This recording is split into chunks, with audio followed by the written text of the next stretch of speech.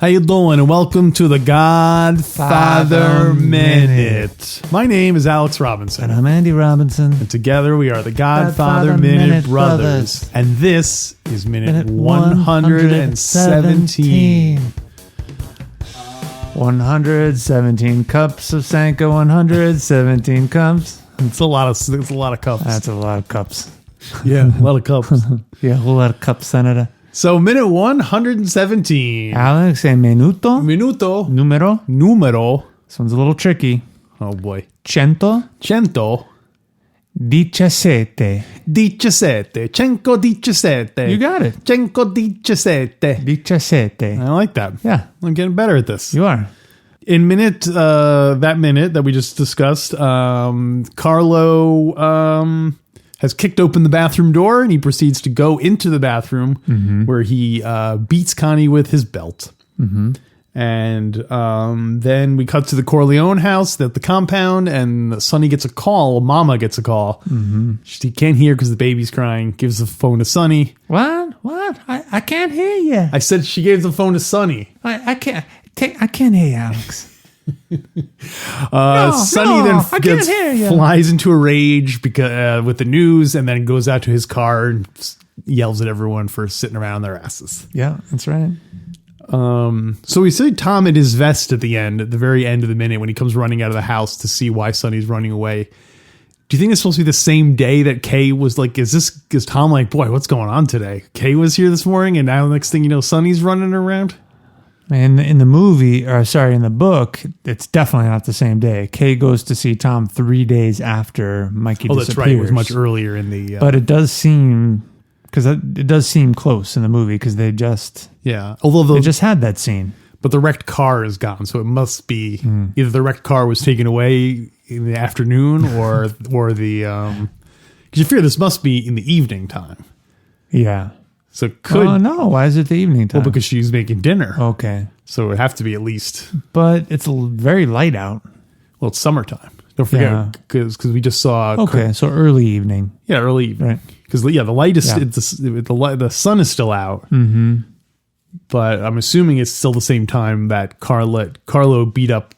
How long do you think it's been since Carlo got beat up by Sonny? Oh, it's the same scene. Oh, it's since Carlo got beat up by Sonny? Yeah, when did the scene with the fire hydrant, when did that scene happen? Oh, I don't know. You think I don't know. Like a month? I don't know. Although you think Carlo would still be, you think his face would still be all... Yeah, I don't get the impression that it was any time in the past couple of days or anything. So they took a long time to set up this plan about Santino. Yeah. Okay. Yeah, I think so. That's my impression. Right. Yeah. But it is still the same day that Kay came to the compound. In the movie, it seems like it. Maybe. Or maybe he just wears, maybe that's one of his suits. Yeah. People were always wearing vests and suits back then. Oh, much more formal. No, but I mean, the fact that he wasn't wearing a jacket and just wearing the vest. Yeah. It was probably filmed at the same time, no doubt. It wasn't too late at night, though. You know why? What? Or what you said it was nighttime. It wasn't because the baby's awake. Well, what is that? That doesn't mean necessarily. Babies don't stay up very late. Yeah, but the baby's crying because it's tired. Oh, man. This could be any time of day. It could have been an eclipse. You never know. It could have been midnight. That's why Carlo didn't want the dinner because it was like 2:00 in the afternoon. She's like, I made you dinner. Because he said, I'm not hungry. He literally just finished eating. You told me to make you dinner. I told you 14 hours ago. You spoiled brat. So yeah, the timing. Timing is a... So you didn't point out how the end, when Connie is... This is some Coppola. Great work by Coppola. Connie is crying at the end of the scene, and it segues immediately to the baby crying. Yeah, that's a good bit. Mama is caring for that baby. That's a good bit of audio editing. Yeah. Yeah, it was really cool. there was also another bit, I assume it was intentional, where he kicks the bathroom door in and then he goes into the bathroom and you start hearing, and she's screaming and stuff. But then the door, like, you see it you get to see the reflection of the room in the mirror for just a second before that. And I think it's a very effective way of kind of, I don't know. It seems like more, I guess, because you can see inside, it just seems more vulnerable than if it was just a regular door without the mirror on it. Yeah. So, and then the door shuts behind. Yeah. And then the door shuts. Yeah. So, yeah. It's great. Yeah. Great. Nice little bit of I wonder how many times they had to take something like that. I was thinking about that in terms of trashing the room because, like, if they do it once and they have to set it all up again, they have to replace all the dishes, to sweep all the stuff out and how do actors and actresses cry on camera?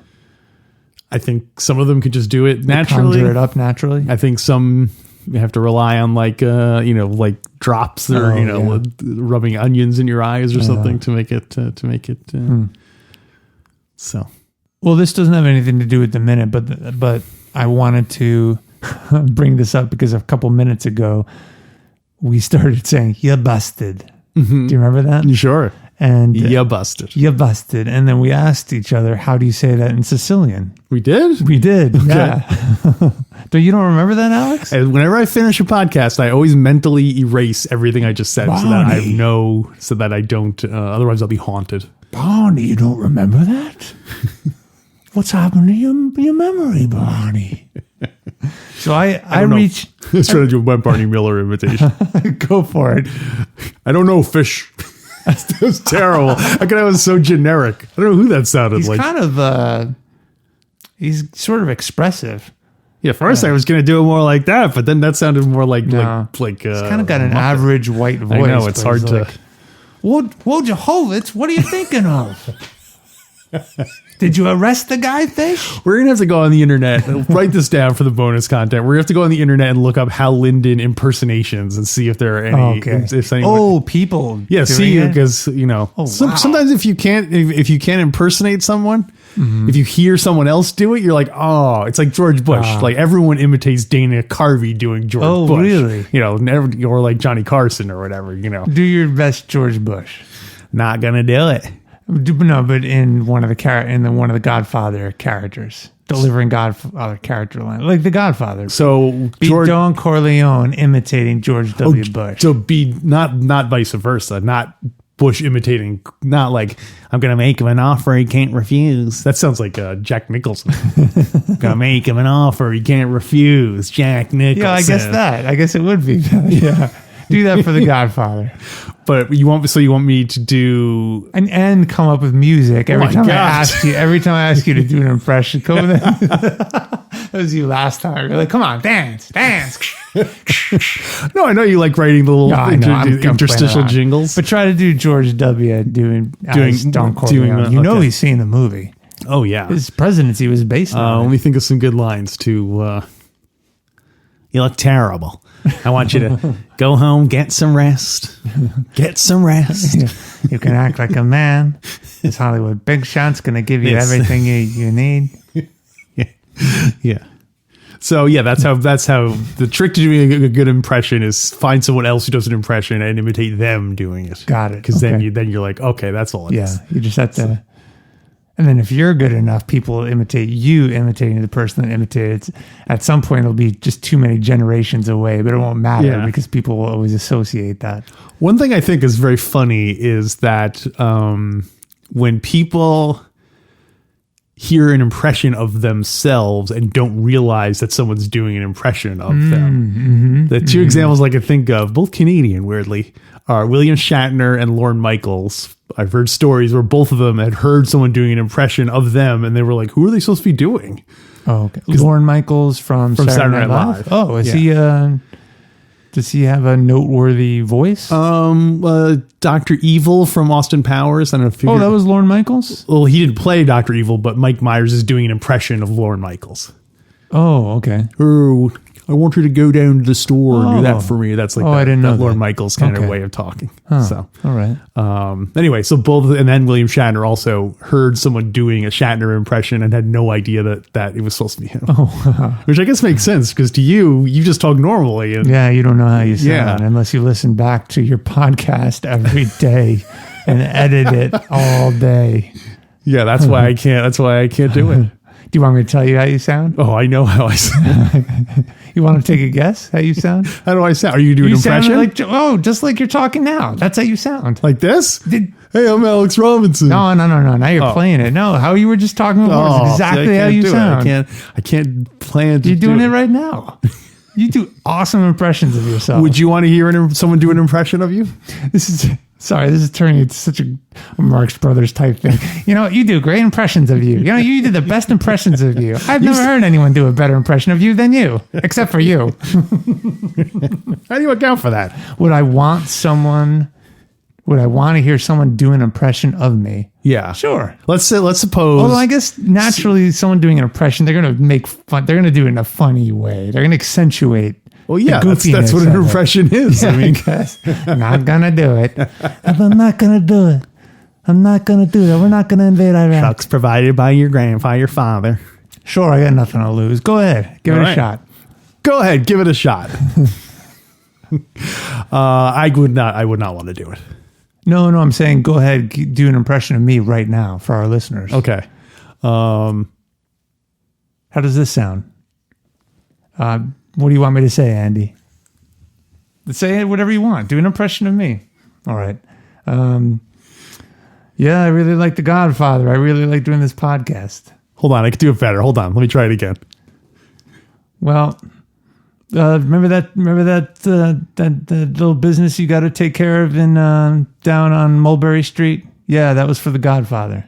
What'd you think? That was pretty good. Yeah, see? Yeah. If I can't imitate you after I've probably known you almost as long as I've known anyone, so you'd think I would be able to imitate you.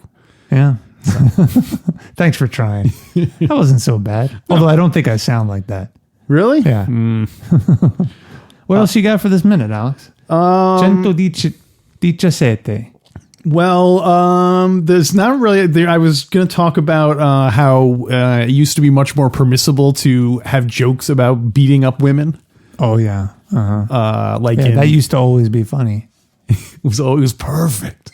Because I guess like I Love Lucy and stuff, he was always threatening to. I guess in The Honeymooners too, he was always threatening to. Pow zing! Yeah, right. He's going to hit her so hard she would attain orbit. She'd go up into space. And everyone laughed every time until it really happened. Yeah.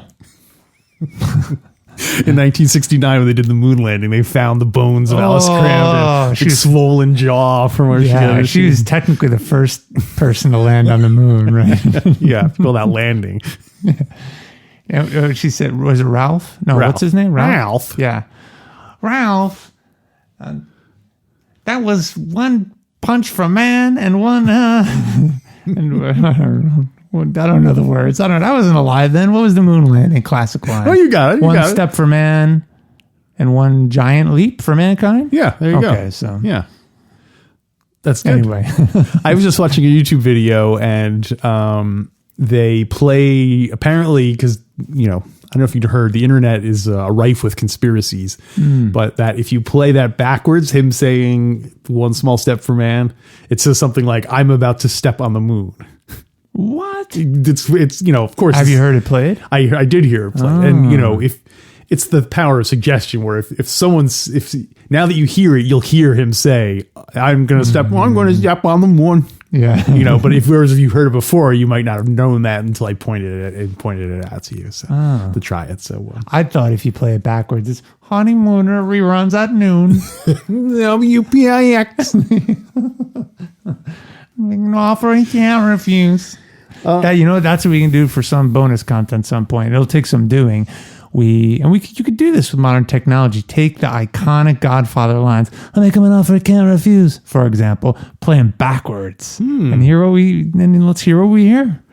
Yeah, see if we can draw some connections. There actually is an app you can do that samples short things that you can listen to it backwards. Oh, perfect. So we'll have to. And is it based on? Does it use your microphone so you can record stuff? Yeah. Mm-hmm. Can you import stuff into it? I don't know. Probably. Oh, let's try it. Okay. Yeah. Put that down on the list. That's a great one. Okay. Write down Godfather back BW. So we know that means backwards. BW. Okay. Godfather BW. All right. Hey, I never played the thing.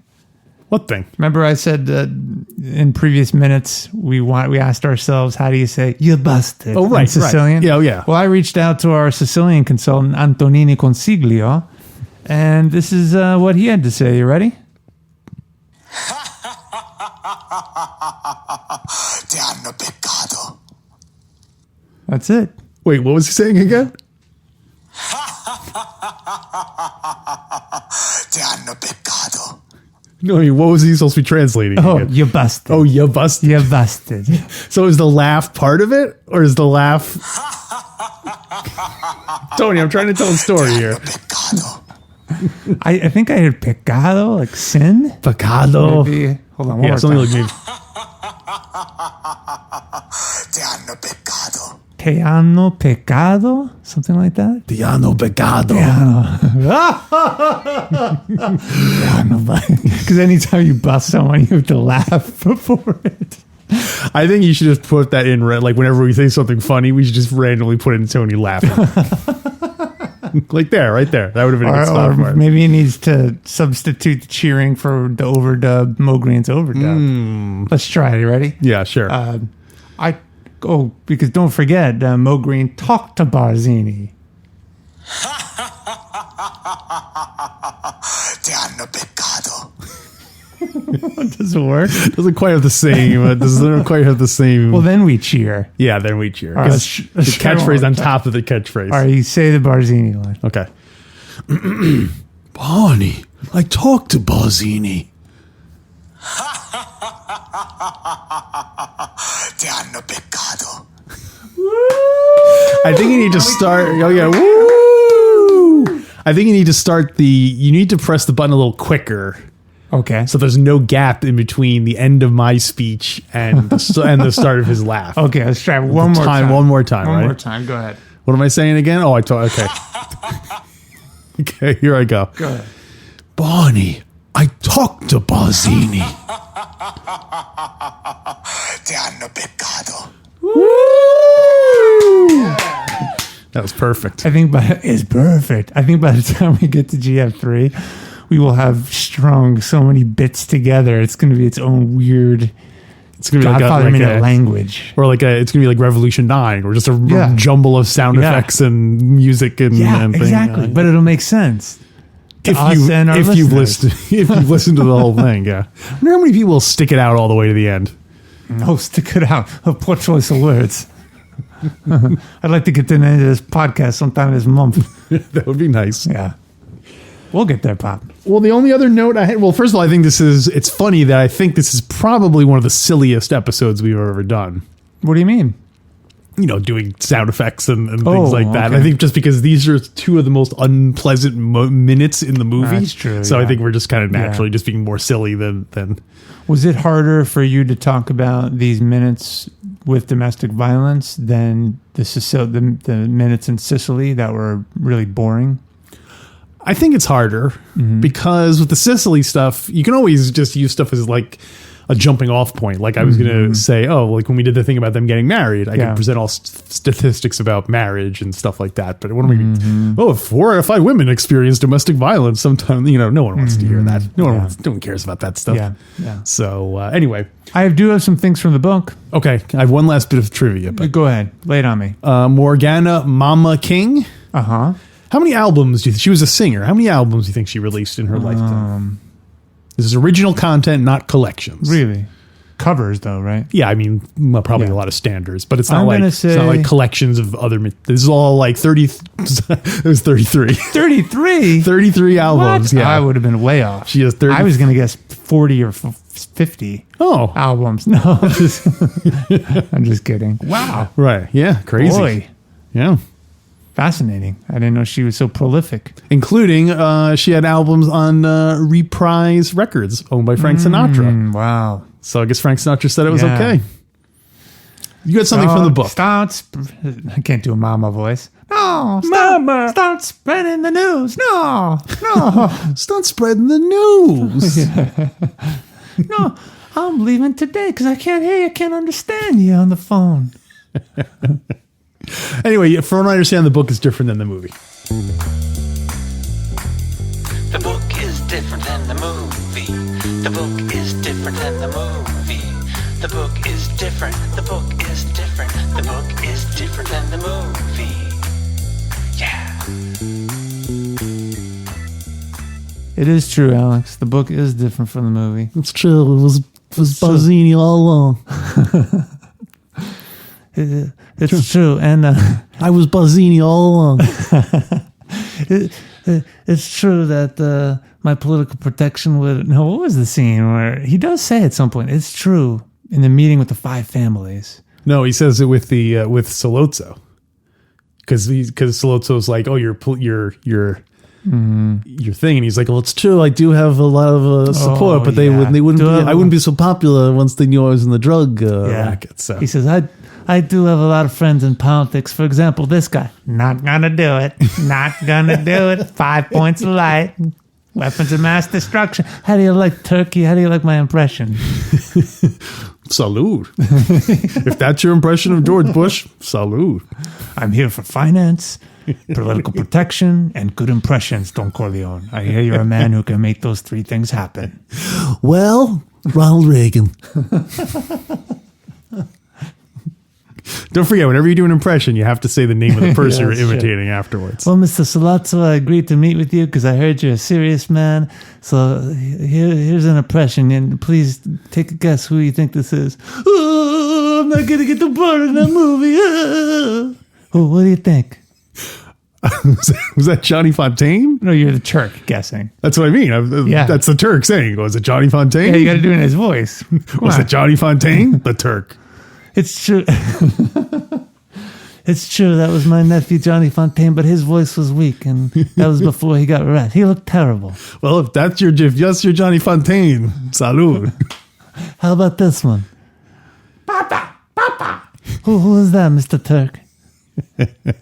I think that was that Freddie Corleone? That's right. The Turk. That's right, Mr. Turkey. You got 2 out of 2. He's going to shout my name like that after you try to kill me in the next scene. So make sure you try to kill me because we got to have him do that so that I can keep doing that impression. Is the Don hard of hearing, and that's why he's like, Papa! What? Fredo doesn't even know he was shot. He's just trying to get him to get in the car. Get off the ground, Papa! I want respect, Mikey. I'm smart. That's when he took out the gun. He was going to go shoot the Don to like get him. He was going to point the gun at the car, point the gun at the Don to get him to get in the car, and that's when he bobbled it. Typically, that's also why Fredo doesn't know how to say banana daiquiri in Spanish. Banana. So he's been told many times, but he just can't hear. So the book is different than the movie. Yes, Puzo writes in the book. So Connie, here we go. Puzo writes, it was nearly 10 o'clock at night. Wow. Yeah. When the kitchen phone in Don Corleone's house rang. It was answered by... Mama. No. Teresa. No. Sonny. No. Tom? You're getting Paulie? close. Clemenza? No. Tessio? No. You sound like Ray Romano now. Or Joey Zaza. Joey Zaza is down like this. Joey Zaza answered the phone. No way. No, he did. No. Hello, Joey Zaza speaking. Zaza. When Joey Zaza. John Montaigne. Wait a minute. Wait. We got to break this down. Break it, shake it, don't fake it. Let's break it down. When you're saying when Joey Zaza does an impression of himself, does he say Zaza? No, that was me doing the impression. Okay, the order of operations was Joey Zaza answered the phone. Okay. And then I said Zaza because I was imitating Joey Zaza. Okay. And then I did Zaza. That was the person on the other end of the phone. Then you said Joe Mantegna. I think you said Joe Mantegna, Oh, no, yeah. but he didn't answer the phone. I think because I said Joe Mantegna was because I was doing an impression of Joe Mantegna. Oh, okay. So that's what it was. So it went, hello, I'm Joey Zaza. Joe Mantegna. And then Zaza. Yeah. What's up, Zaza? That would be the best shtick. If you're Joey Zaza, you gotta answer the phone like that. What goes Zaza? Or That sounds like what people would say to him when he answers the phone. well, they would go back and forth. Yeah. Because Zaza. I can't imagine him doing it. So you're Clemenza calling. No, Clemenza's dead. You are Wait, Clemens is no, dead? in GF3. Clemenza's dead. Okay. Yeah. This is GF3 now. You are Michael Corleone calling Joey Zaza Okay. to straighten out this beef. Go ahead. Wait, so you're Joey I'm Zaza? Joey Zaza. You're Michael Corleone. Okay. Boop, boop, boop, boop, boop, boop, boop. You gotta do the phone. Zaza. Hello, Mr. Joey Zaza. Al Pacino. How can I help you? And then my point was they just do that whole dumb thing, and then he goes right back in his regular voice. I think it'd be appropriate for him to leave something fun like that on his answer machine. So, like what? Like it'd be like, Okay. Zaza, leave a message for me at the tone, Joe Mantegna. because I'm a serious man. Zaza. That Zaza almost sounds like a different, like a creature. Zaza. So the book is different than the movie, I understand. That is true. Jelly So is the silliest episode. it was 10 o'clock. The phone rang. Puzo writes, it was answered by. Oh, right. Zaza. You didn't finish guessing. No, Oh. it's not Joey Zaza. I said Teresa. Who No, is no, who no. is Sonny's No, wife? no, Who's Sonny's wife? Sandra. Sandra. No. I give up. You Tessia. sure? Mama. The Don. No. Good guess. We've It said was Fredo. answered by someone who then gives the phone to Mama. Fredo. Nope. Alnieri. Nope. Rocco. Nope. Frank Fantangeli. No. Hyman Roth. Hyman Roth. Johnny Ola. Roth. The Rosado brothers. Both of them. Hello. We're the Rosado brothers. How can we help you? Nope. Puzo writes, it was answered by one of the Don's bodyguards who dutifully turned. That's it? Not even a name? That's it. Yeah. Why did you make such a big deal out of it? No, you just were guessing. Oh, I thought it was going to try to be someone. Go ahead. It was answered by one of the Don's bodyguards who dutifully turned the phone over to Connie's mother. Okay. So you don't see that in the movie. No. So their bodyguards are all over the place because they're at war, remember? Sure. But Mrs. mattresses. Corleone could hardly understand what her daughter was saying. The girl was hysterical. She's hysterical. Yet trying to whisper so that her husband in the next room would not hear her. Also, her face had become swollen because of the slaps, and her puffy lips thickened her speech. Wow. Yeah, so it's funny.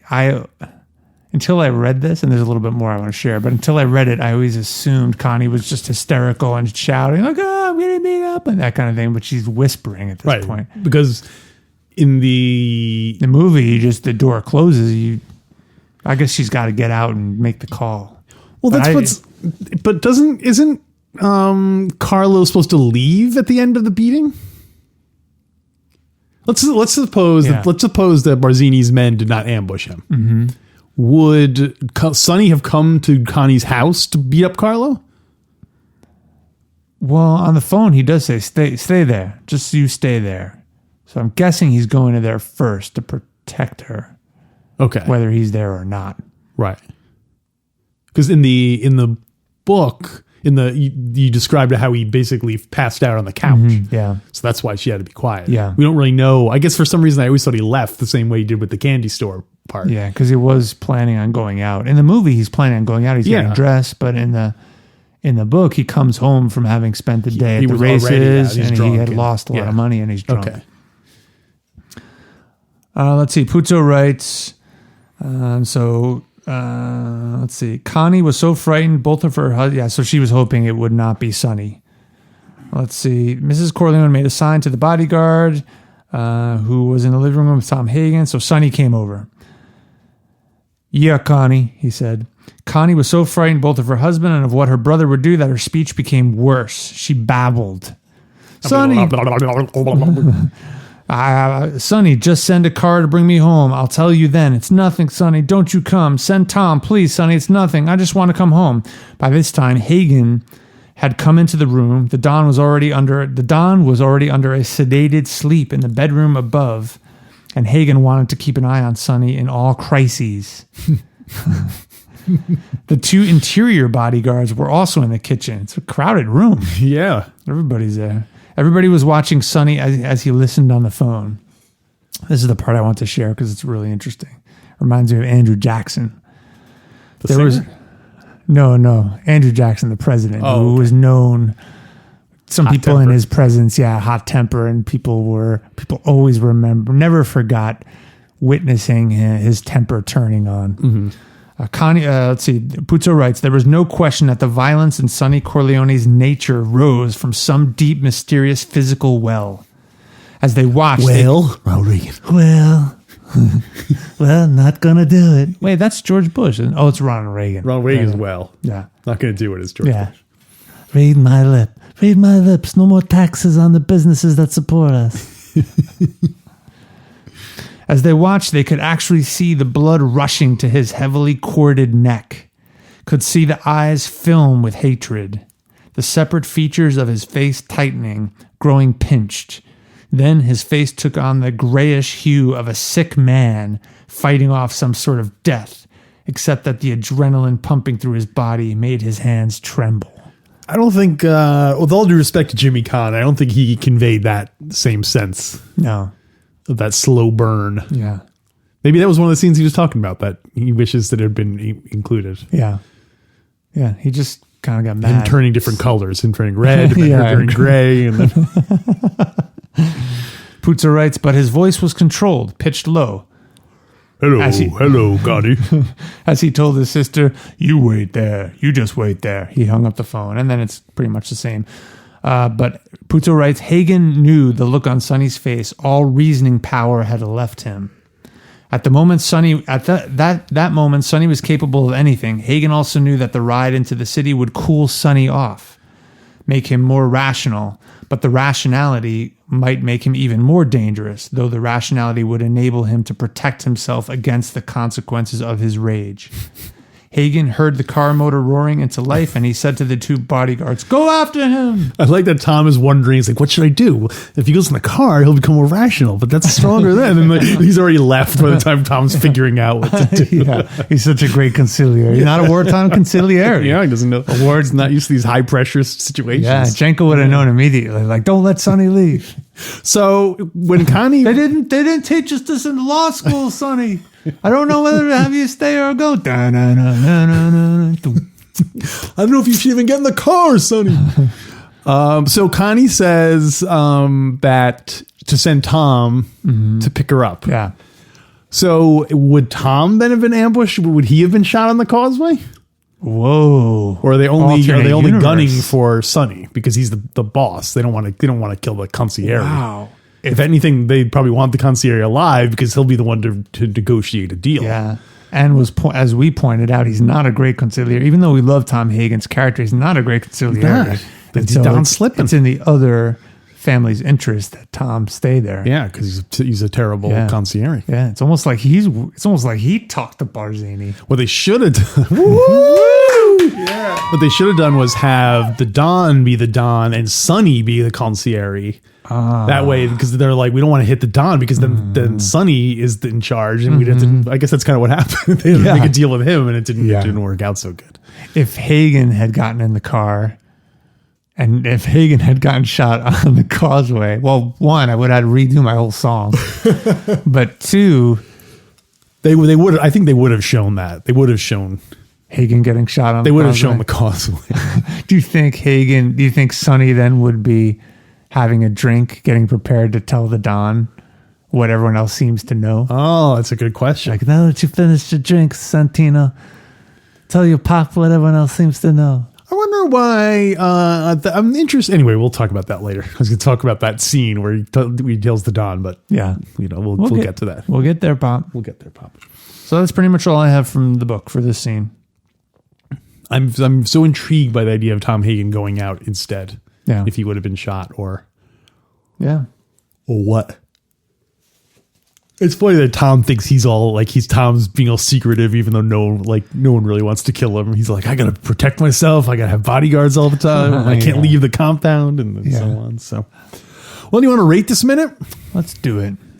It's the ending of the beaten, and then Sonny getting mad. The chaotic kitchen scene. The kitchen of chaos. Chaos in the kitchen. That's the name of this episode. Write that down. Chaos in the kitchen. You got it. Both K's.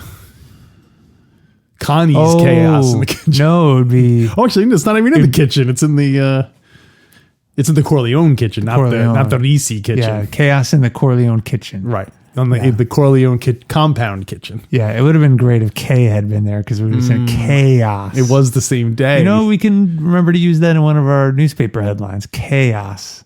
Oh, perfect. Yeah. That'll be when they get divorced. It'll be chaos. Oh, perfect. We got to write that down. We got to remember that. 3 years from now. Yeah. Like, well, we finally got a countdown to that episode. All right. Are you ready to rate it? Yeah, I'm ready to rate it. Yeah. Okay. 1, 2, 3, 4. I think I was adding 4 to make up for yesterday, and you were taking a point off to make up for yesterday. Yeah, it's good. It's solid. Yeah. Every minute is entertaining. Well, filmmaking wise, that's what put it over for me. Not just the content, but the window, the mirror. Fight. I forgot the end of the fight. The mirror going, and then also the baby crying transition. Yeah. That I think is a good. It's a good transition. Mm-hmm. And then you get Sonny yelling at people to get up off their asses. That's true. That's always great. Get to work. What am I paying you for? He's always yelling at people for being too lazy. He's like, do your job. Shut your mouth. Save it for the library. You go to college, you get stupid. So that'll wrap up minute 117.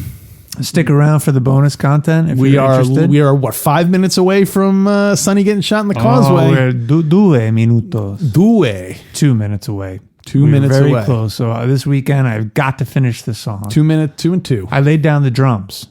Little teaser. You don't play the drums anymore? Well, I can play the drums, but I did electronic drums. Oh, okay. Yeah, I wanted to update the whole Corleone vibe. Well, you're doing like an Roth. an EDM song for. My name is Hyman Roth, and I'm calling from the future. I'm calling from the future. Now you got to rhyme something with future. Yeah. Anyway, we'll think about it. Yeah. Do you have any topics for this headline? Didn't you write something down? I wrote down Godfather BF2. I don't know what really? Get out of here. Oh, I wrote down chaos. Chaos. Chaos in the Corleone kitchen. Yes. We'll figure it out. Yeah, we'll figure it out. Yeah. So, all right. Some of our best stuff comes off the cuff. That's why you should go to Fredo Corleone's Mickey Mouse Nightclub on Facebook. Check us out. Leave us some funny memes. Yeah. You got to do more GF memes. Yeah. Write us a review. Tell us what you think. On the Fredo Corleone's Mickey Mouse Nightclub. Yeah. Sure. Put it up. Post it. Yeah. And until then, clean it up!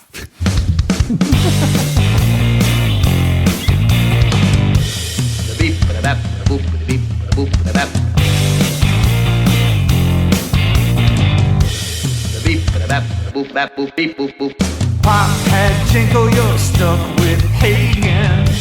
The also might not even be in the car, Sonny.